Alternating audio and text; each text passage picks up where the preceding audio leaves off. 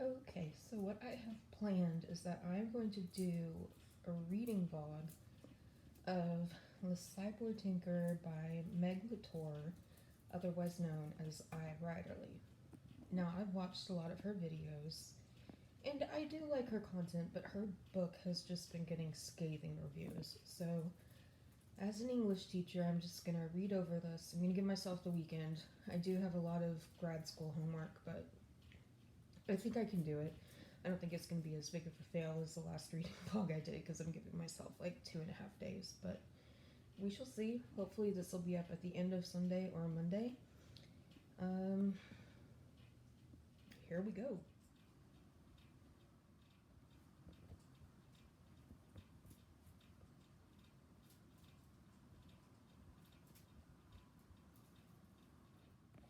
Okay, so I am only on page 20. There are a few things I want to talk about. So these are some of my pet peeves. Sentences starting with ing verbs, weird swearing, bad science, describing things out of order. Now this purple you see is every time only in the first chapter where Gwen mentions that she's dying. It starts on page 2. I'm kind of busy dying. And it just keeps going. Just talking. Sorry, I'm filming with my iPad because I'm going to use iMovie later. And I can't see too well on my phone. But look at that. Look at all the times she mentions she's going to die. I mean, 3 times on one page? How many times is that? 1, 2, 3, 4, 5 times on one page. Sorry, that was my mother. Okay. She's going to visit my grandmother. Okay, anyway, more about Gwen dying. And I had a question at the end. Is she dying? So a good rule that I like to teach my students is when you want to get something through a reader's head, mention it 3 times. And so this chapter I think is like 11 pages, and I think 3 times in 11 pages, yeah, would have been good enough. Now the other thing I want to talk about is the bad science. It's on page 1. She wouldn't miss being the ship Tinkerer on this creaking bucket of soured engines and deflated tits for sails. So this ship sails between moons and planets. There's no air or wind in space, so the sails are pointless. I don't know. I'm an English teacher, not a science teacher, but I do know that you need an atmosphere for wind, which does not exist in space. So I wanted to come in this with an open mind, but that just being on the first page really just makes it tough, because now none of it's believable. I mean, and books don't have to be realistic to be believable, but they have to make sense within the universe they exist in. And since this exists in space, these sails right here would do nothing. So I'm going to keep reading and we'll see what else comes up. So I just found a pretty significant continuity error. Marked it in pink, because pink is a fun color. The cyborg prohibition law prohibited advanced surgeries on the creation of new cyborgs within the Union territory on one of the 13 planets. The law said nothing about space between those planets. Not that the argument would hold much weight during trial. Why couldn't they just do it now? Because she's not on a planet. She's on a moon. And then on the next page, it states that she's on a moon.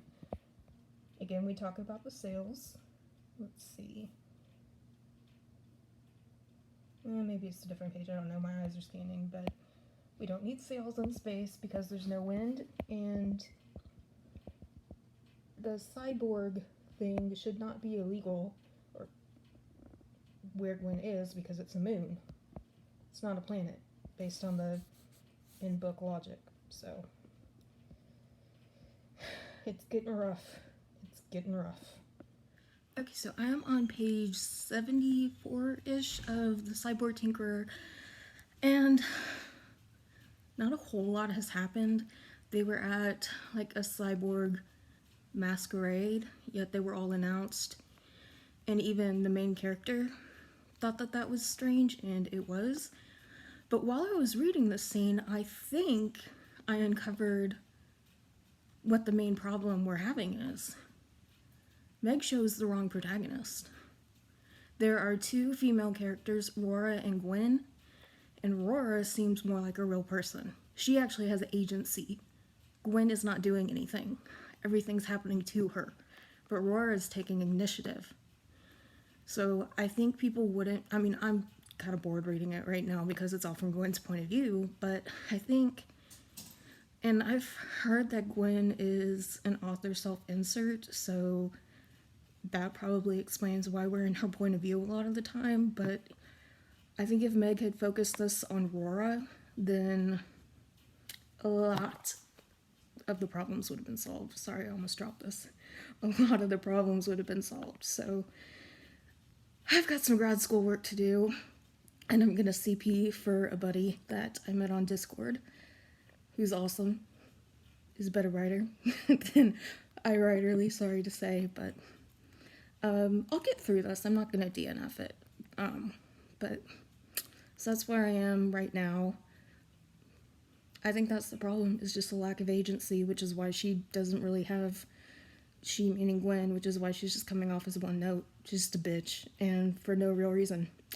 So I will continue reading, maybe not tonight, but definitely into tomorrow. I have some grad school work I have to do, but I will keep you posted. Okay, so I got my schoolwork done, so I thought I'd read some more.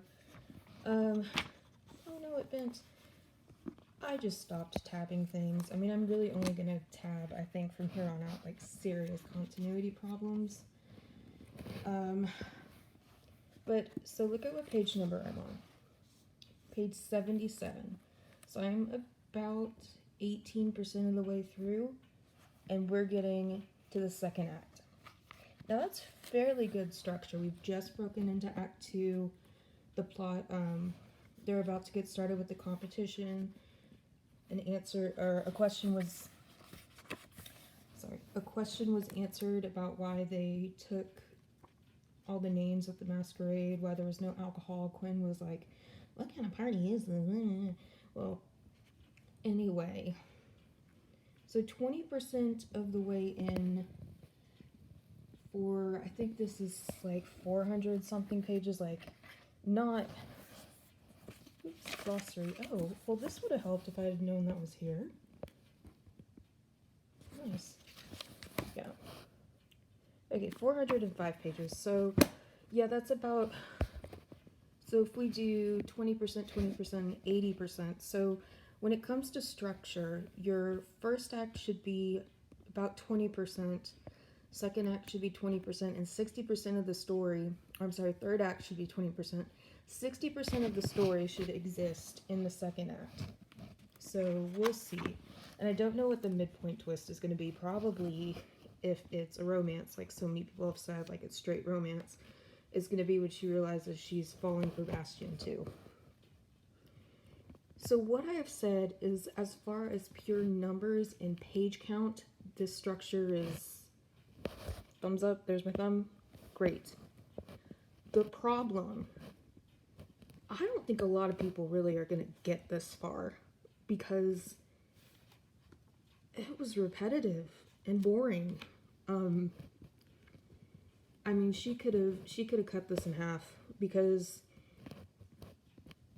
well, maybe it could have been the same page length as she had put in some more world building, like, why does the ship need sails? She says something about solar winds, and I looked that up, and I'll discuss that more again. Solar winds do release kinetic energy, but it's not like wind.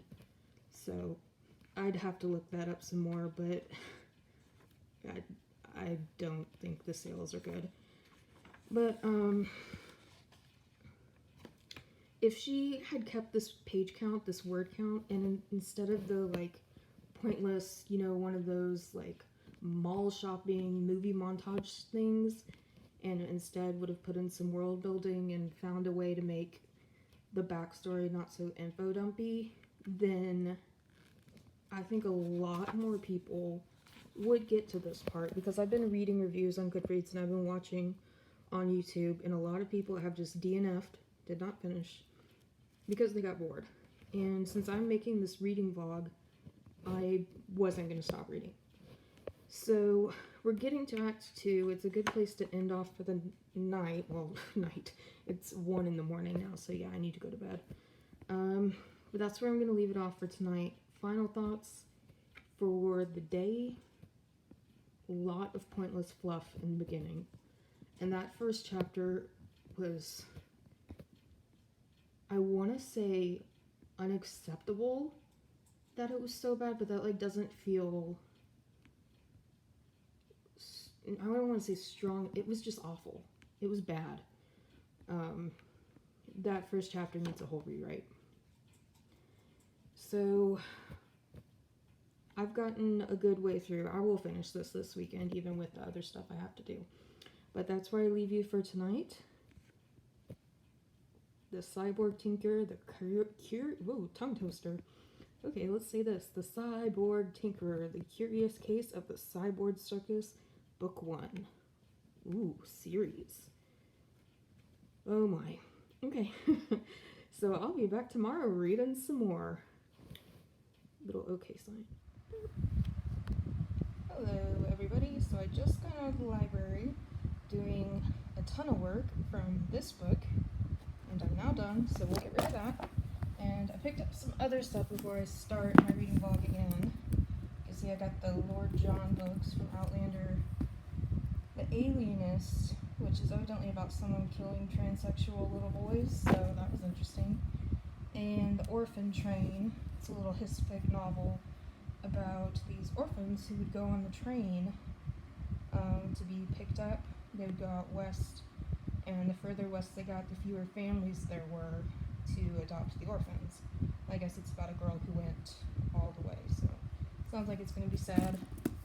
Then this is just the Lord John detective series, I think it is. I haven't read them, but I am going to read this one. So Lord John and the Hand of Devils. Lord John is a side character in the Outlander series, and I picked up in the holidays, even though it's March, but I've seen a lot of this on BookTube, so I want to see what the fuss is. And then finally I'm going to get around to reading this. I'm probably going to have to read this one first because it was on hold on the library, but we'll see. So it's about 6 p.m. and I'm going to chill out because I did a lot of work. I'm going to get back to reading The Cyborg Tinkerer. So let's see what's going on in Act 2.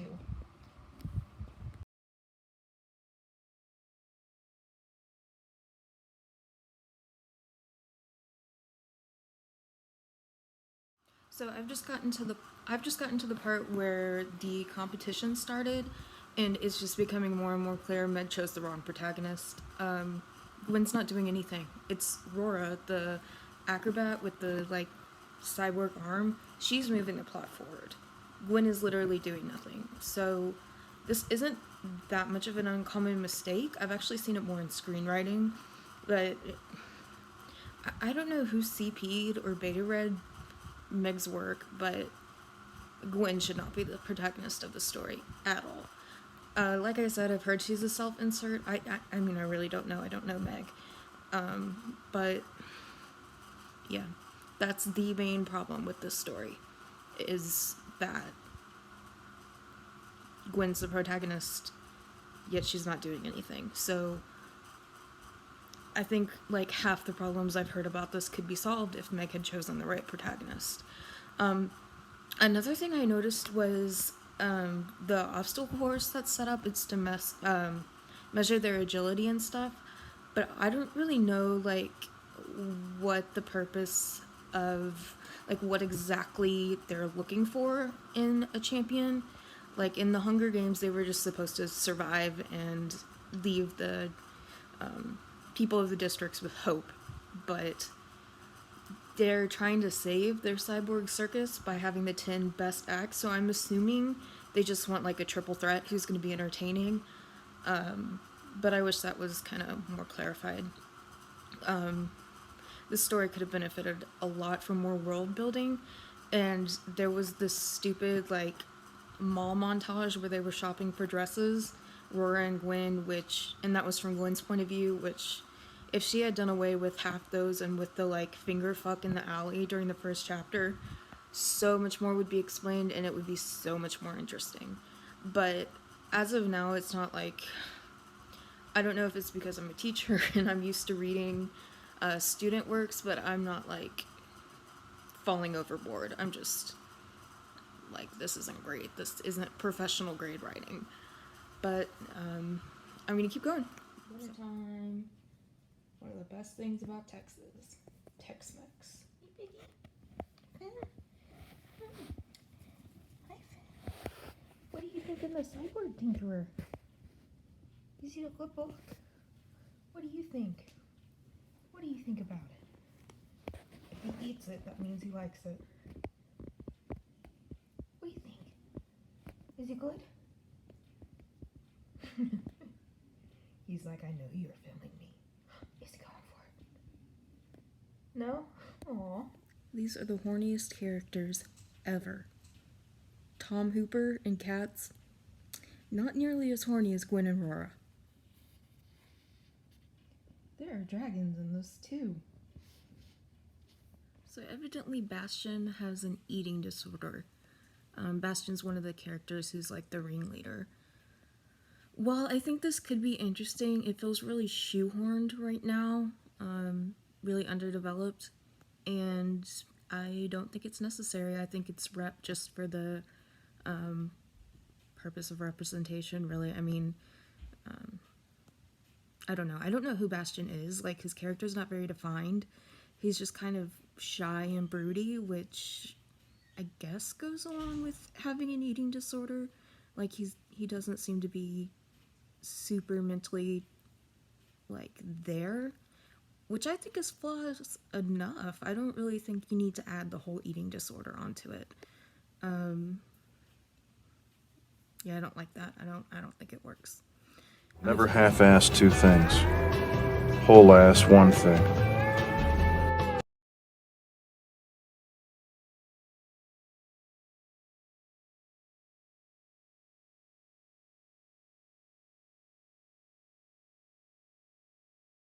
Okay, so I've just gotten to the second task, or the part where they're going to start the second task, and they have to go capture a dragon. It's supposedly to test their determination.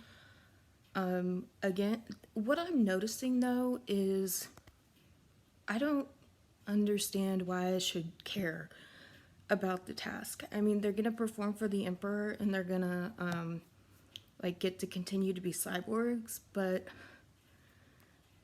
I'm not sure why that's so important. Obviously the mistress of the circus is evil and blah blah blah, but there's dragons, so there's that. So in the next chapter, which is actually from Gwen's point of view, she's talking to Bastion, the information comes from them. They're going to capture the dragon that keeps attacking the city. So that's why they're going to get a dragon, which makes more sense. And it would have been interesting if the performers had to know why they were doing it, but they don't need to know why. Do what I say, not as I do. Why, yes, I am in my Minnie Mouse pajamas. Thank you for asking.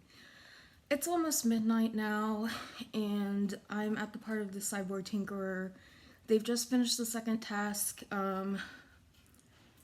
They rolled in on a hoverboard and saved the day. And now it's focusing a lot on the romance, and I'm just really bored with it. So I'm probably going to watch YouTube and pick up tomorrow. I'm about 52% of the way done, so I'll finish it tomorrow since I had all my grad school crap to deal with today. Didn't get a whole lot of time to read, but I'm fine with that right now. So I'll see you tomorrow. That was a yawn. So it's the next day. I'm really tired because I didn't sleep well because I have insomnia. But I'm on page like 273 3 out of 405, and I just encountered another continuity error.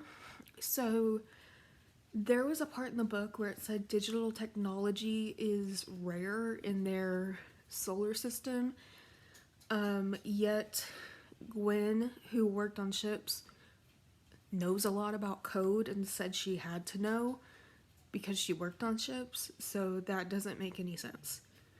I'm just wondering how much Meg knows about science, because I'm an English teacher and I know these things. What I think would be interesting would be to have a physicist or an astrophysicist read this book and just give us proper information, or maybe even a computer scientist about the coding, or just a scientist in general, because I am not a scientist, yet I still know these things. So I find myself wondering why she would write a science fiction novel if she doesn't understand science. And I'm wondering why there's a dragon. The dragon just threw me for a loop. I mean, if I wasn't making this vlog, I'd totally DNF this book, even though I paid for it. So that should tell you just how crazy it is. The character's motivations don't make sense. Rora cut off her own arm because she wanted to perform for the Emperor. Why? What is so special about this Emperor? He sounds like everybody talks about him like he's totally hated, yet Rora disfigured herself. So just nothing makes sense.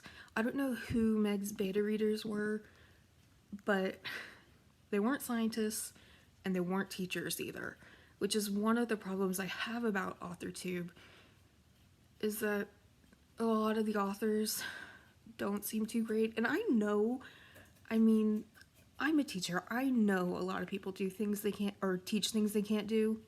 Big deal. But when you release a book and it's this much of a mess, yet you've spent 2 years on YouTube teaching people how to write, it doesn't look good. It doesn't look good. So there are teachers out there who have channels teaching you about literature and writing and all that, so go to those channels. Don't go to AuthorTube. At least not the AuthorTubers I have been watching. I mean, there's Greener Side of Sam and there's Year of the Author, and they make good content. They mostly make like reviews and stuff they like to see in writing, which is good, but they don't flat out say this is what you're supposed to do, this is what you're not supposed to do, which makes it more opinionated and not just like, I know what I'm talking about, so do this. But I'm gonna keep reading and I'm gonna make it through the book. I'm gonna finish it tonight. But again, I'm yawning because I'm tired, because I have insomnia, and that's life. So I'm gonna finish this up and get back.